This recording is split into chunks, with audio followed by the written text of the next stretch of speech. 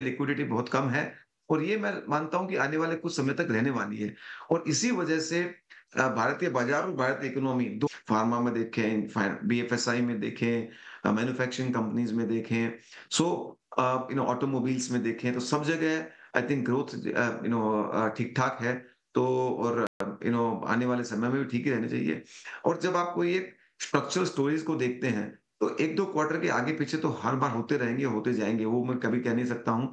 पर मुझे डायरेक्शनली जो है अर्निंग्स में कोई कमी और कोई वीकनेस नहीं दिखती है। एक क्वार्टर आगे पीछे होना स्वाभाविक है, कोई भी कारण से हो सकता है। तो ये मैं मानता हूँ कि हम उस एक अच्छे गोल्डन फेज से गुजर रहे हैं। तो जैसा कि आपने कहा कि ये वीकनेस को घबराहट के बजाय अपॉर्चुनिटी के चक्कर में उसको ग्रो किए होंगे, तो वो उसकी सही मूवमेंट है।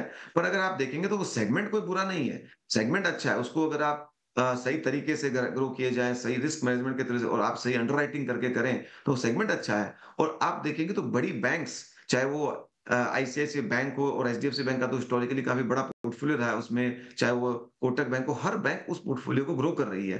पर उनके ओवरऑल अनुपात में जो पोर्टफोलियो का अनुपात है, दूसरे सेगमेंट्स का अनुपात है, वो बहुत कम छोटा है। तो इसलिए बैंकिंग सेगमेंट दोनों तरह की कंपनीज में जहां पे ओवरऑल रिस्क कम रहेगी, उस सेगमेंट के फास्ट ग्रो करने से भी वो ठीक है। निकाल देना चाहिए। सो देखिए, डिफेंस सेगमेंट बहुत बड़ी अपॉर्चुनिटी है एंड जैसा कि आप देखेंगे जियो पॉलिटिकल टेंशन तो काफी है, तो उस चक्कर में आई थिंक वो तो काफी सिग्निफिकेंट रहेगा।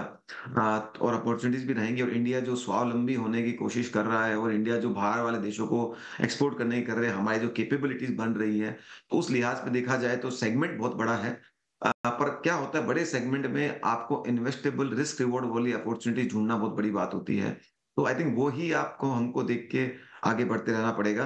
तो जहां जहां ओवर स्ट्रेस्ड है वहां पे मुझे लगता है कि केयरफुल रहना चाहिए, क्योंकि कंपनीज की ग्रोथ भी आएगी तो भी इंडिया की जो अगर जीडीपी आज $4.4 ट्रिलियन से अगले 25 सालों में 29 से 30 ट्रिलियन जाएगी, मतलब हमारा 80-90% इकोनॉमी अभी और बनने वाली है। तो जब जब इस तरह की इकोनॉमी की एडिशन जीडीपी ग्रोथ होती है, उतना मार्केट कैप में रिफ्लेक्ट होना बहुत जरूरी है और होगा ही।